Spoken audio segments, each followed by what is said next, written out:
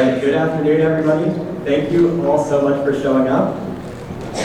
First question, please be honest. Who is here expecting to see Karthik out here? Okay, all of our team and a few of y'all. So I promise you will see Karthik, but clearly we are not Karthik. So we got that going for us. Anyway, my name is Holden, mentor with 2637. And I'm Khan, I'm also a mentor for the same team. So these are the things we'll talk through today. Basically, we're going to go over our team's history, roughly how we settled on our strategy team and processes. We'll talk through some of those tools, as well as the concepts and the culture that we like to keep going forward with our strategy team with. So quick introduction, my name is Khan. I was a student on team 2637 from 2019. And then after that, I became a mentor in 2024. And I'm currently the drive coach and a technical mentor. I'm a senior at the University of Michigan, and I will be a chaperone after I graduate. My name is Holden. I was a student 2011, 2013. I mentored 2637 starting in 2018, all the way to the current day. I'm remote now, also mentoring 8891 down in Oceanside. And then for a year, I lived in Atlanta for work, so I was at 1648 there. Also, I think it's great to point out we should have a third presenter here with us. This is Mike. He was our head mentor. He unfortunately passed away last year. A lot of this material is stuff that he put together, and we'd always talked about giving this presentation. So we felt it was right to make an acknowledgement for him. I did a lot for this team, for the press community. So first of all, why are you here? Why strategy? Why does it matter? The most important thing is that no team has unlimited resources. Even if you have a ton of sponsors, everyone has one limited resource, which is time. And so strategy is really meant to try to maximize your time, maximize your strengths, and minimize your weaknesses. The same thing happens in a match. You're limited on time, and that's a resource that everyone has to share. And two big things about strategy. First, you need to realistically assess your ability. So everyone says that, but we'll go into a bit more about how to do that. And then also, we want everyone to do well in the field. It's inspiring to do well in the field. It's inspiring, and hopefully, it's been inspiring for all of you guys to be at champs. And so we want to make sure teams can continue doing that as well as do well at champs. So we're going to go into a bit about our team history, but a few big disclaimers. First of all, it's a culture presentation, and culture does not happen overnight. It takes us, 5-10 years to be where we are right now, and we're still evolving. And so we want to give you some pointers, a roadmap on how to proceed, and some guidance on how we've done things, but this might not apply fully to your team. The other thing is every team is very different. So 2637 has around 70 students, 20 mentors, 5 of which are FRC alumni. And we're in a relatively higher cost of living area, pretty academically rigorous school team. And so, if you're a smaller team, if you're a community team, some of these things might not, you might not recognize. And then also, we want to make sure that we're setting more than just a philosophy, because it's very easy to say, let's think strategically, let's analyze the game better, next kickoff, and then next kickoff happens and you're not able to do it, or you're not able to put in the processes to do so. And so we want to make sure that there's some concrete, actionable things that you can take. So going through our team history, we kind of split it up into some big regions, big ideas that happened, changes we made. This is mostly post-COVID, so we'll talk through that. Before 2019, so my era as a student, my first couple of years as a mentor, pretty much had a scouting captain, drive coach. They drove everything. Outside of the kickoff day itself, strategy was not a huge priority, so we just kind of set everything and it rolled forward. This is interesting that sometimes it works, but a lot of times it didn't. As you can see, we have our intake all taped up because our robot didn't work great that year. And we have our driver from that year in the corner. So 2020 rolls around, and we start the ideal alliance strategy. This is basically the idea of we're not going to assess the game for one robot, for us playing our role. We're going to assess the game for a whole entire alliance. And this came from, we made champs a few times, never did particularly well. But we wanted to be competitive at that level, like at least play the game well, but we knew we didn't have the resources to build the prototypical boss bot that can everything well. Yeah, and how it turned out that year, we were an 8th seed captain as a defense spot, and our bumpers fell off in our first playoff match.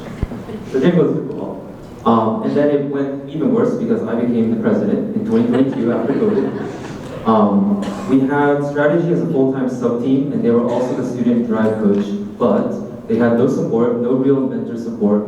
The only real thing that we started in terms of an actionable thing was we started a formalized pod review process. So we have someone with an iPad sitting up in the stands, and we always break it down. We choose a debrief area after the match.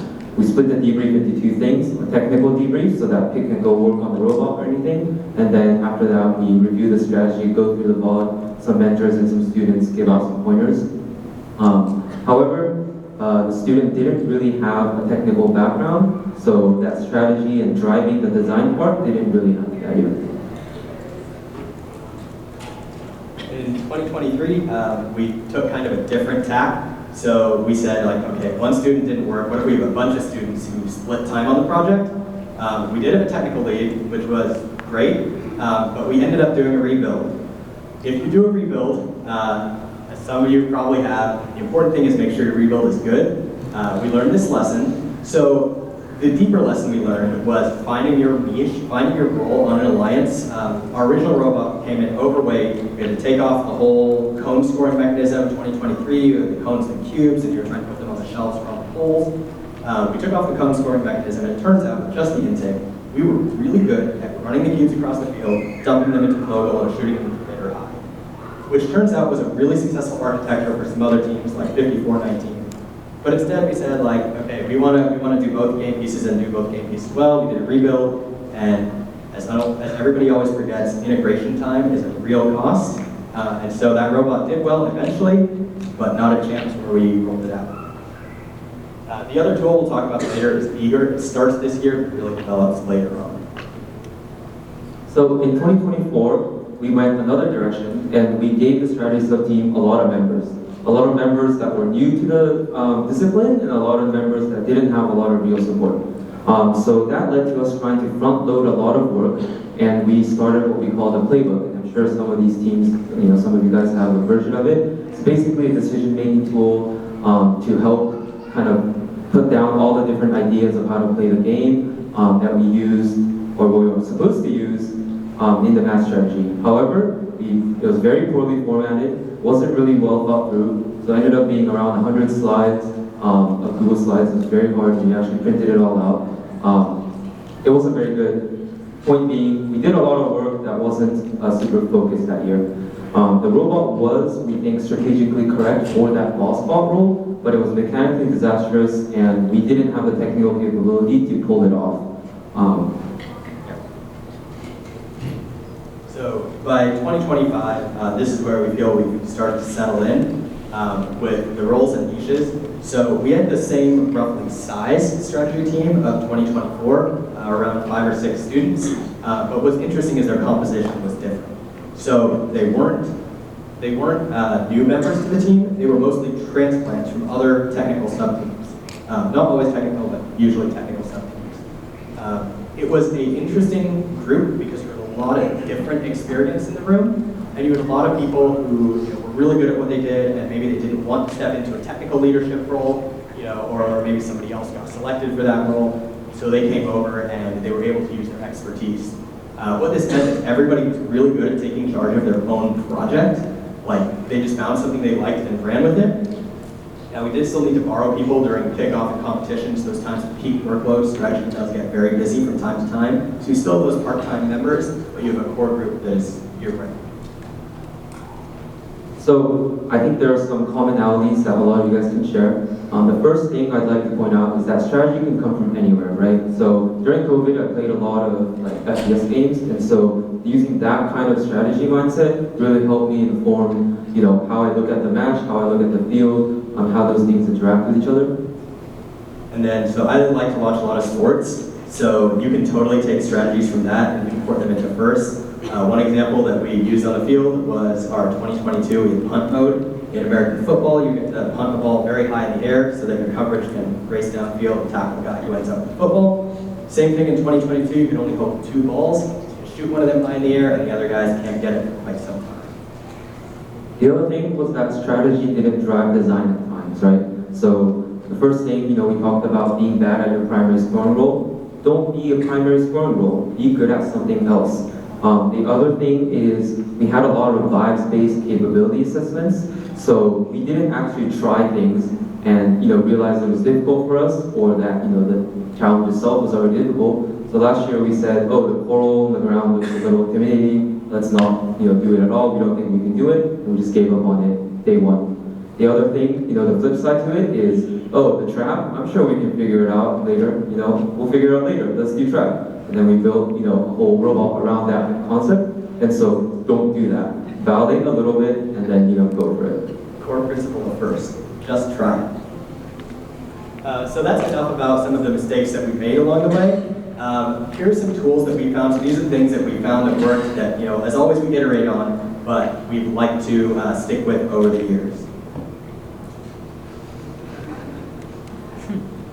So this is the ideal alliance strategy, and this is kind of our core strategic concept that we go through with our whole team, actually. And the idea is this. An FRC game is played with 3 roles. You have an R1, an R2, and an R3. Generally, your R1 and R2, if you're thinking, at most events, they're kind of your captain first pick type roles, not necessarily, but usually. And they'll be your primary scorer and another primary scorer that might or might not be optimized differently. And then you have a third robot, typically your second pick, but again, not always, that plays some kind of specialist role and has different abilities than the first 2 robots. So we found a few problems along the way. So again, as always, you iterate on everything, including your processes. One of them was, I'm actually going to start with the bottom one. We focused on a dominant strategy, this idea from game theory that there's one thing you should always do all the time. No matter what the other guy does, you're always just going to do it. It's the best thing. Turns out it's not always that way. Some games can trend towards that direction, but there's always an equilibrium because you always have opponents on the other side of the field, and they might find something to counter you. You might find something to counter that. And when they offset, you end up with kind of a rock, paper, scissors type scenario. The other one is, the ideal alliance is great, but we all have to start at regional and district events, where usually there's not depth to fill out all 3 roles fully. So you have to find a way to account for that. So we actually developed 2 separate full strategy courses, one of which works with 2 primary robots and 1 robot that is modeled either as a kitbot or as a drivetrain only, to make sure you don't end up with some strategy like the 2024 double passing that just doesn't work without 3 robots.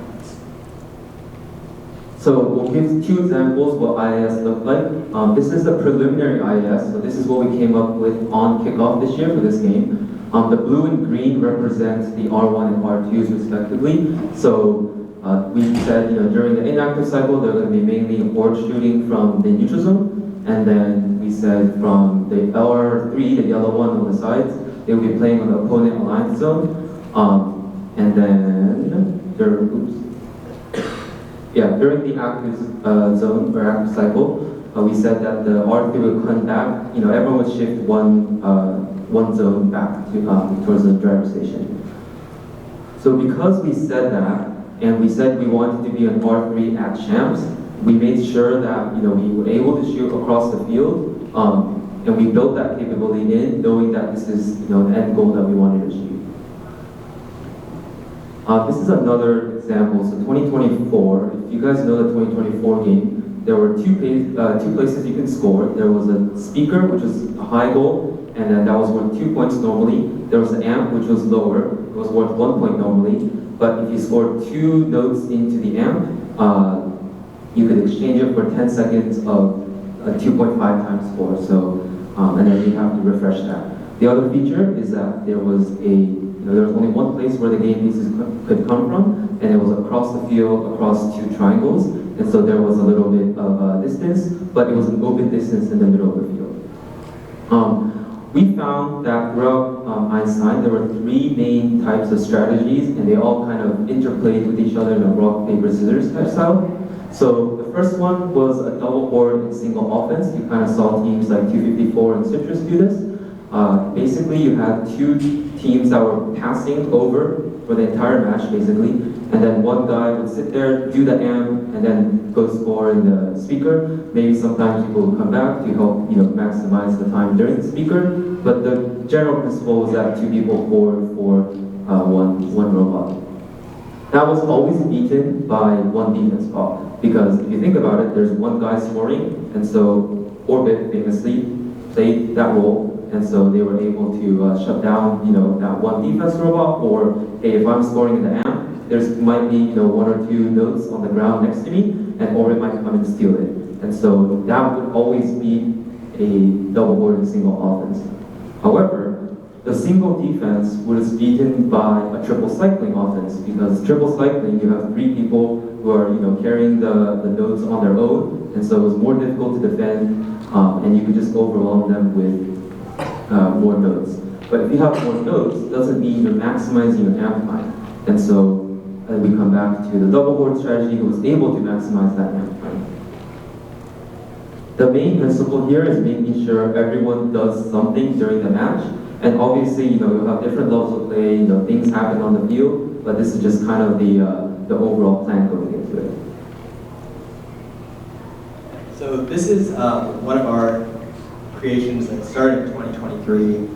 It's actually fairly Karthik inspired, I would say, and it has helped us out. So the idea is if everything goes right, the idea is sometimes in FRC you are going to have to gamble. If you're not the captain of Alliance number 1, you're probably going to have to gamble, because at some point you are most likely going to need to play an alliance that's better than you. So you look for those peaks. The way we do that is if everything goes right, it's the highest stat line in every category out of an average of their best 3 matches. And we look at that because we're picking a position where we need to. So you look at the average first and the peak second, if the average is not good enough from the get-go. The watch list thing, so when you go down that road, and sometimes it's just subjective, hey, put this team on the watch list. You got a few questions you need to ask. Is a team improving? Did they have a really rough start to the competition? Maybe they came in, I think we've all been there, but they came in, the robot's not fully integrated, you get it working, and then all of a sudden they're really good. You can also always, teams are pretty open about just about everything. You can always go ask them, hey, your robot didn't do anything in the last match, why? And then if there's something you need to see to help you make a decision, again, they're under certainly no obligation to do it, but you can go let them know that that's something your scouts are looking for, and it'll help you guys vote, because they can have confidence that you're looking at them if you're in a picking position, and you can have confidence in whether they can or can't do to make a decision. Yeah, another thing about the why did you die, and if you are asking this question or if you get asked a question, the answer you're really looking for is a structural, kind of systematic solution to the problem, right? So you want something like, hey, our battery disconnected, now we're zip tying, the connector together before every match, versus, oh, we just kind of kicked the robot and it turned on again, so we're probably going to be fine the next match. This is the other big tool that we use. This is the game dimensions. It is a giant spreadsheet, so I'm sorry if you hate spreadsheets, but it comes back to actually Austin Addicts over at Citrus Circuits. He has a fantastic presentation about strategic design. Please go watch it. But the idea is you can categorize things in games year over year, because all the games are ultimately similar in some respect or another. If you think about the job that the game designers have, they have to design a game that is playable by teams all the way from the cheesy poops all the way down to a brand new rookie that might assemble the kit bot in time, and everybody in between. So they have that constraint with, they have a lot of game piece ordering, field constraints, they have volunteer constraints. So, they have a few things they know works, and they can kind of put the pieces back together in different ways, like Taco Bell, Taco Bell assembly for games, I guess, and then you get a game out of it. So you might say, in any given year, sure, maybe we're shooting a ball this year, but the cycle pathing is similar to this or that pick and place game. You can go watch some film from that and see what teams did then to make some educated assessments of what you're going to do in the current year.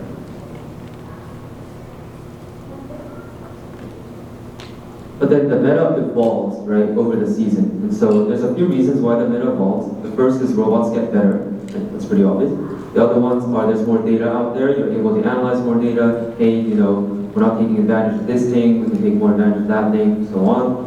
The other thing is copying robots, right? So copying robots, copying strategies, copying things that teams do, copying autopaths. And then the last thing is discourse. So with Chief Delphi, and a robot replays a great channel, other things like that. People are really delving more into strategy, and having that discussion really promotes a lot of things. So the example that I like just is recent last year with Reefscape.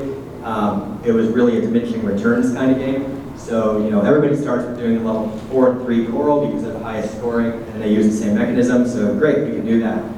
Teams start filling that up pretty quick. So now what? Okay, well the next highest thing we have to do is the algae, and we have to get rid of that anyway to do the level 3. So let's do that. So then now all the algae is going in the net. That's great. Well, now what? So you have to do typically the level 2s, so now you've done that. You do level 1s, and now, because teams are just jamming more and more level 1s in there, the order that you stack them becomes consequential. That may be something that you had to spec for all the way back on day 1, and you just kind of had to have clairvoyance, or maybe just have a really, really, really good process that can figure this out. That the game is going to evolve into, you're going to have to do that low goal eventually. Not today, not tomorrow, but by the time you get all the way to championships, you have to do something a little bit differently than you did in week 1. So now we'll talk a little bit more about the culture and the concepts that we can use to reinforce that. Culture, as I repeated before, is an iterative process, and so I kind of categorize it into 3 different types. The first is building a system. I'm sure everyone has some sort of strategy system, and so tweaking on that, working on that. The second would be season and tournament strategy. So how do you set up your season for success? And then once the season happens, how do you execute, which is the third one. How do you execute in the season? Once your concept's decided, what can you do to give yourself an edge besides rebuilding?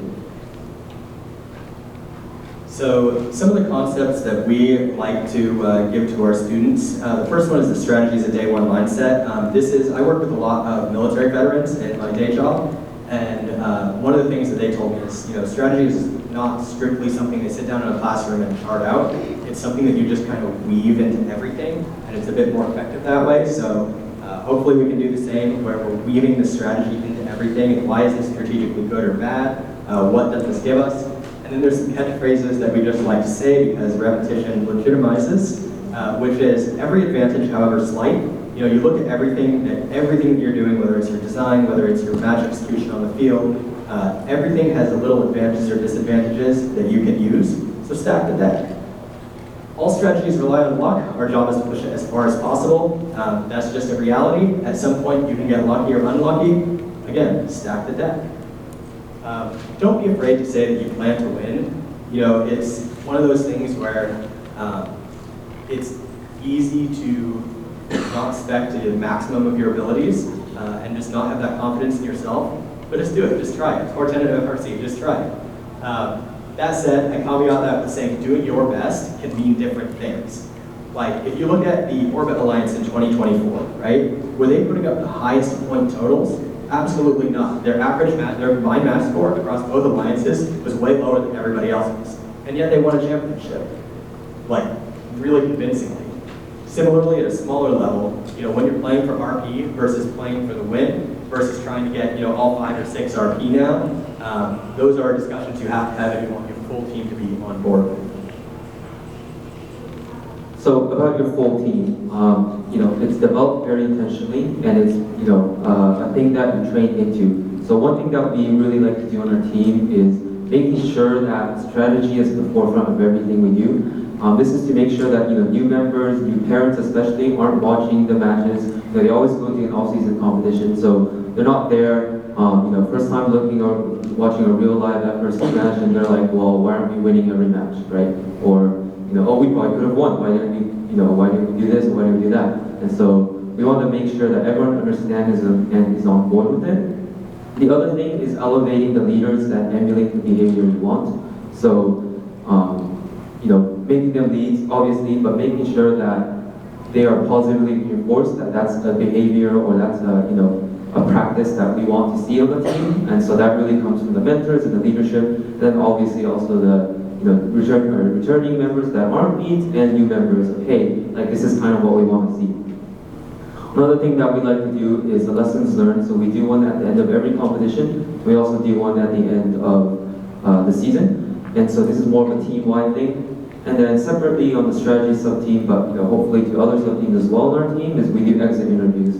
So this can either be with just the two mentors and the students, or also as a whole group. Last year we did it as a whole group because the strategy team is pretty tight, but you don't always have to do it in a group setting. And so here are some of the questions we asked. The slides will be up, so you don't have to take a picture or anything. But how did you like the sub team? What drew you to the sub team? And what did you wish the lead did if you were the lead 3 years ago? And then the last thing that really that was really interesting for me was, what was your eureka moment on the team or on the strategy team? So if you guys do math strategy, or you guys are involved on that side of your team, there's probably a point where you're like, oh, that's how you do math strategy, or oh, those are the possibilities. And so we really want to try to find, okay, what happened. Yeah. I'm sorry. With the exit interviews, is it for everybody, or that, assuming they come back, or just everybody who are not coming back? We do it for everybody. Okay. Because graduating seniors, they've been through 4 years of the program or however, so we want to see that. If someone is not returning to the sub-team, then we want to see what didn't fit with them. Sometimes students just don't fit on that sub-team, and maybe sometimes there's something structurally that we can change.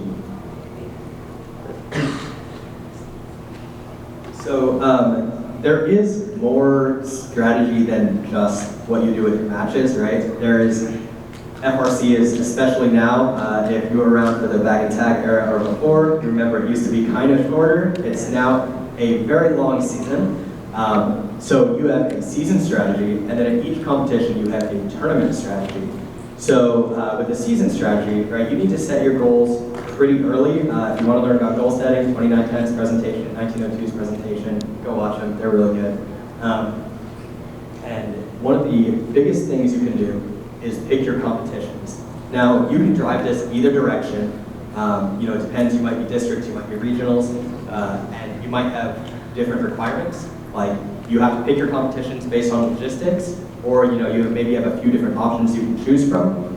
Either way, choose a plan that fits, or choose a plan that fits, whichever direction you have to go on. So for us this year, we decided to do a week 1 and week 5, and that meant that our season strategy was to do what we call choose the robot, build a comparatively simple and known robot that we know we can do for week 1, because in week 1 there will be a lot of teams that just aren't ready yet, so that you'll do well in week 1. And then we pick a week 5 because we also have a fairly strong outreach team, impact team, and that kind of clears the field for other competitors for them. So we maximize both sides of our team with a long-term plan for the robot of starting as the R1 role, the Alliance Captain role, falling into that specialist role by the time District Champs rolls around. The other thing to consider for this is your team psychology. So I felt, the 1-5 gap was a little too long. I think everyone felt a little too relaxed around, week 3 and week 4. And so, if I were me next year, I would probably try to go for a 1-4-6.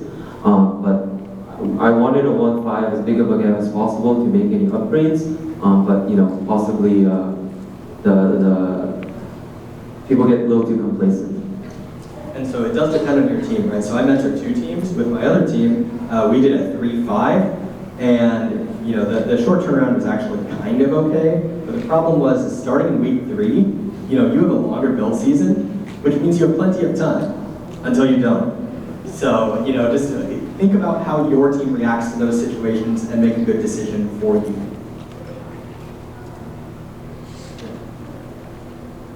Next thing is the tournament strategy. So going into every competition, you should have an idea of what you can expect to get out of that and what you need to get out of that. It's relatively easier for those of us who are in districts because the point model is pretty rigid and it's enclosed. Regional pool is a little bit more random, but either way, you can kind of set some goals for yourself that you need to achieve.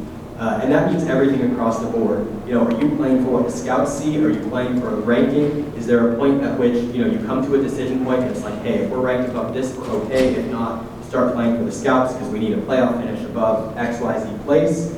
As always, all strategies rely on luck. Try to push it as far as possible, which leads us to the next thing, which is the idea. This is a new one from this year. We call it the lever pull, which is sometimes you may have, you know, relatively low probability chances at multiple avenues. You know, you might be like, okay, we can seed low, you know, we're not super low, but like, you know, be a bottom alliance captain, get blown out in the playoffs, and we'll be okay. Or we could be a pick of another alliance. You know, so now you have a question of, are you going to play for the scouts, or are you going to play for your own seeding? In this case, you may have to pull the lever, but sometimes it's better to have multiple low probability paths than one really high one. Add them together, consider them together, think about, you know, the way those things interact as you're making your decisions for your tournament strategy. I also promised you would see Karthik. He's right there in the corner. So as far as your season strategy on that front, built within your means, we recommend that you do a strengths weaknesses assessment with your team, especially your technical sub-teams every year. Because students graduate and they're only here for 4 years, you may have a year where you have a really strong programming team and a comparatively newer manufacturing team, or a really strong mechanical design team and a weaker programming team. So you can bias your design towards each of those as necessary. If you want to learn about all that stuff, please watch Karthik. Please just watch his video, Effective First Strategies. It's really, really good. Highly recommend. The other thing too is if you're in districts, especially, but pretty much for everybody, consider how the awards play into it. It's 5 points that nobody else gets. So they can be quite helpful. Pick something you're good at, specialize in it, and then just practice your responses. We're not judges, but it seems like there's teams that consistently win and teams that don't, and we think the difference is probably practice and preparation. So the last section is how do you execute during the season? You know, my concept's already done, I don't have time to rebuild, or I don't want to rebuild, I can't rebuild, what do I do? Auto paths, that's one big thing. So we're a big fan of doing a lot of funky auto paths. This is one from last year. If you remember, a lot of teams are trying to do the 4 on the sides or the front. And so we thought, okay, for an R3 roll, if you're able to get 2 L4s in the back, as long as you have a wait timer, you can deconflict with your alliance partner, then that's 2 big points that you can't get anywhere else. And so we had that path. This year we have a lot of other funky paths. Ones that chase autos, where we chase someone out and then we wait, lawnmower down, things like that. The other thing is gambling when you need to. So kind of when we talked about eager, it's the same principle. If you're going to be a lower seed and you're going to have to face a higher seed and your season's on the line, then do something funky, do something unexpected, because winning in, doing a straight shootout is not going to win, right? Part of that is also pocket strategies. So pocket strategies are strategies that you pull out once the competition, or maybe you pull it out in the finals or whatever, pull it out in your lower bracket, do or die situation. This one was one from last year. So basically, if you were around last year, you could score the barge, right? And pretty much no one defended the barge, but the balls were limited on the field, and you can take other people's balls. So you could either go to the reef, risk the penalty and go there, or you could try to defend the barge, because a lot of teams were running up, shooting it, and then kind of backing off. So if you were able to hit them, as long as they get pushed into the protected zone, then that could work. If it bounces over to your side, then even better, right? Strike Force did steal algae during Einstein's That was pretty cool to see, but doing something unexpected is mainly the idea. And then the last thing is the vault dungeon. So the vault dungeon is what I call just watching a lot of matches, right? And watching high-level matches, watching matches from across the world is really interesting, because a lot of different regions kind of develop their own sub-meta, and you can see what they do. One thing I recommend when you're watching, don't just watch in that you're like, wow, they score a lot, and that's cool. look at how the robots are moving around the field, look at how they're interacting with the line runners, the game pieces. This year it's pretty easy to see because you can see big yellow mask, one or the other. Everything does have a reaction in FRC. So if you guys are on your drive things, you kind of know, you're going with a plan. You see something, you always react. And so try to think about, hey, what was their reaction, and then do that. So, a couple of conclusions just to sum it up. When you're building your team, do so with strategy at the front. Do so intentionally. Decide what strategy elements work for you, implement them, and reinforce them. Support your team leaders. So you want them to think strategically by the time they get to that leadership role, and that means starting to build that base all the way back when they're freshmen. Especially if you're not a #1 seed all the time, don't be afraid to be scrappy. Like sometimes the goofiest, silliest looking strategies just work really well. They might only work once, but you only need them to work once, and then you have to move on to another one. And then the last thing is know your role and execute on that. That is the biggest thing we can recommend.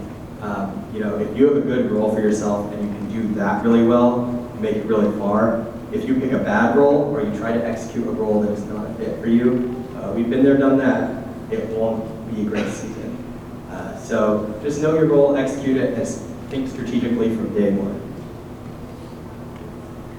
The slides and the recording will be posted on Chief and on our team YouTube. So, yeah.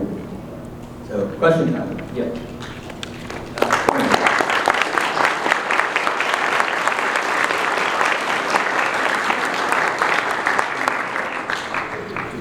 We got one over here.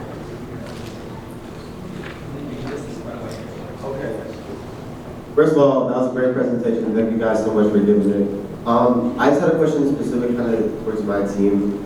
So we are a very solid offensive bot in our division. But in our last match, our collector broke and our driver improvised to go play defense. And he did an outstanding job. It was really cool to see him play defense when he's never done it before. And he did it really well. And my question is to you guys, is it worth trying to play defense again as a rank 25? Or is it worth it to continue to try to climb the ranks? So I think this is turn it on. So it depends on your division. If you're in the rank 25 spot, you're probably not going to make it up into a captain spot. Most likely, it's just a hard RP battle uphill. So now you're looking at what do we think? You have to get inside the head of the alliance captains. What are they thinking? What are they looking at? And that may depend on the exact composition of your division, the exact EPAs, who is defendable. Is there somebody that is really defendable near the top that they might be looking to play against, or do you have alliances that might be looking for max scoring? Do anything? So yeah, it's very situational. It depends on what archetype you have, who you're playing against. All right, thanks so much. Can you pass the mic over? Or actually, in the back.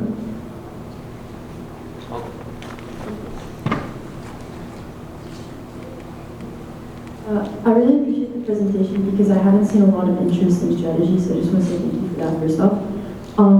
I have a question about, I would say, teams like mine, which we don't have a whole lot of people, so we're very limited in who we can use for strategy. And what I mean is that majority of the people who use strategy during build season and everything, they're either coding or building or engineering, all that.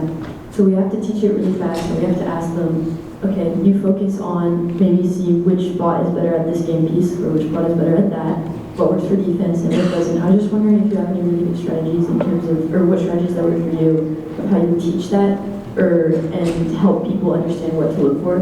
I know some of it is easily taught, and another part is make sure this person can pay attention first off and have the ability to think hypothetically.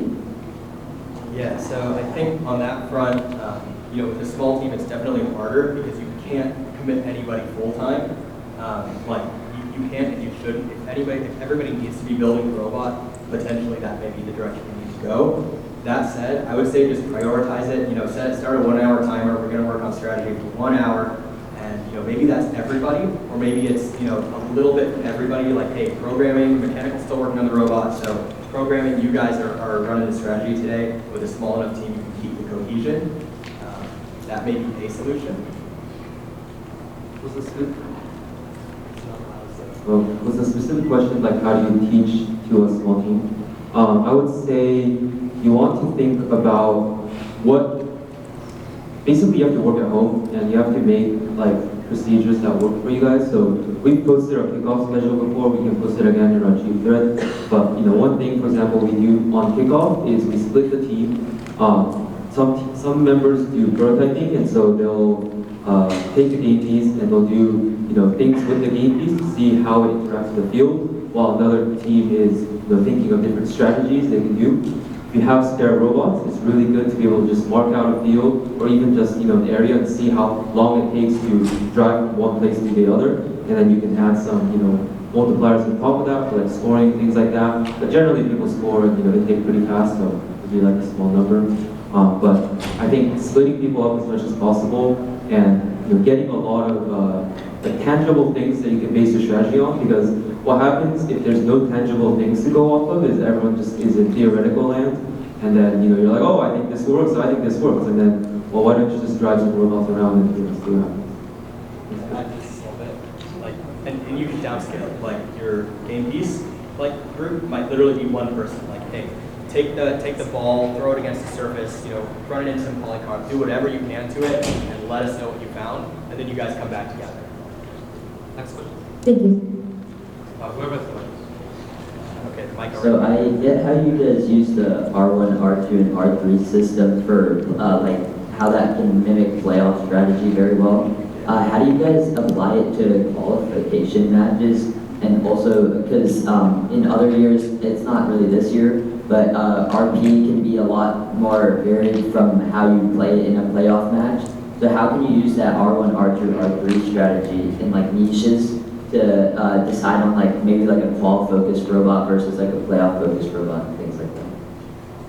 So first thing is, I mean, this is one of our general principles. Is like we don't want to focus on a qual robot. Just in general, like we kind of like the trap was a trap. Absolutely, it's something we're only ever going to do in quals. We're never going to do it in playoffs, really. So we just that's just a ground rule we set for ourselves. We don't have the time or personnel to look at that. So we just chop it right there. And then as far as the roles that might be different, one of the cool things about doing the ideal alliance process is you generate like a billion different ideas along the way, and a lot of them aren't great. We're like, oh, this might work only with this specific combination of robots. And by having so many different ideas in the stable, you can pick one that happens to work in this qual match today with these 3 random robots, just because you have so many ideas to work with. Yeah, I think a more simple idea is think about quals as like you have a lot of random teammates, right? So you're not always going to be able to execute, you're not going to be able to have the cohesion. So I think in that, the reason why we model the RAS as a drive-through robot is so that we don't put pressure on the strategy to have one robot doing a critical role. And then, as your playing level gets higher, you're able to have, 3 robots that can fulfill roles. So I think, but during early weeks, I think just think about it in terms of, well, we're going to have a defense robot, or a box robot, and then how can we make them the most useful?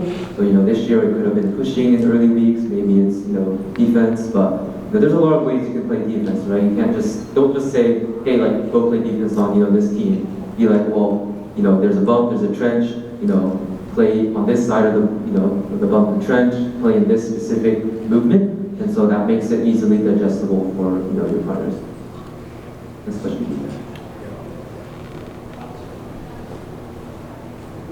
What would you say the strategy team spent the most time on during the season? Goofy ball.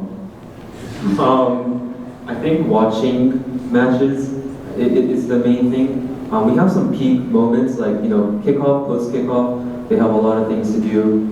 We also have our own in-house scouting app, so getting the requirements for that, making sure we're not over collecting data,